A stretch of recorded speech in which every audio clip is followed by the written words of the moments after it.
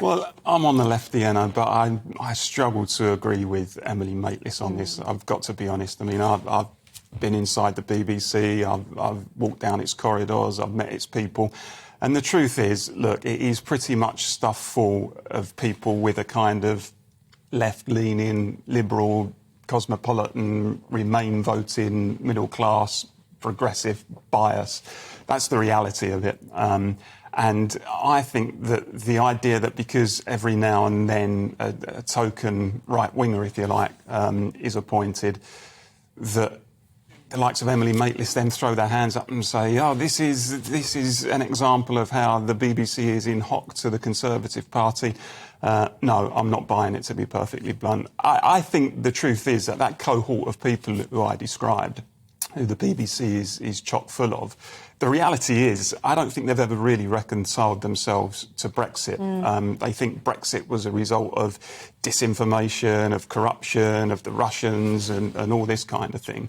And they've got it into their heads that actually the BBC has kind of fallen victim to that and has now been captured by the forces of the right, the forces of Brexit and so on and so forth. But it's just not true. I mean, it's simply not true. They can't get over the fact that having had it their way for so long, the likes of Emily Maitlis and those people on the liberal side of politics, the last few years they haven't had it their own way, and they're looking for all kind of sinister reasons for it, rather than the fact that their view of society really was just out of kilter with the view of society that millions of people held in this country. So no, I think the comments are a nonsense, quite frankly.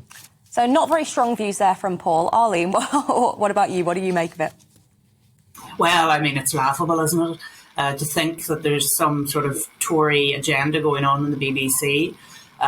Certainly not impacting on their output, to put it politely anyway. I mean, there probably is cronyism in the BBC, but it's certainly not a Tory cronyism. It's something, and Paul has already described sort of people that are there. I think it's quite concerning, though, that some very senior Labour people have praised Emily Maitlis for what she had to say about the BBC, and I find that disconcerting because you have people like David Dimbleby now questioning what she has to say. And I mean, David Dimbleby is not known to be a right-wing Tory, and he's basically saying if instead of delivering a monologue, she had asked those questions, it could have been dealt with differently. But she stated those things as a fact, and that is why she was challenged editorially by the BBC bosses, and she found that difficult to take. I mean, we all long for the days of Lord Reith when we actually had a BBC which considered all viewpoints and considered them in a valid way. So I think Emily Maitlis is trying to justify her time in the BBC. She's now came out of the BBC. She's starting her own podcast with Global. According to the Daily Mail today, cabinet ministers will not be taking part in her podcast because of what she's had to say. I mean, she certainly is very partisan. She's entitled to be partisan.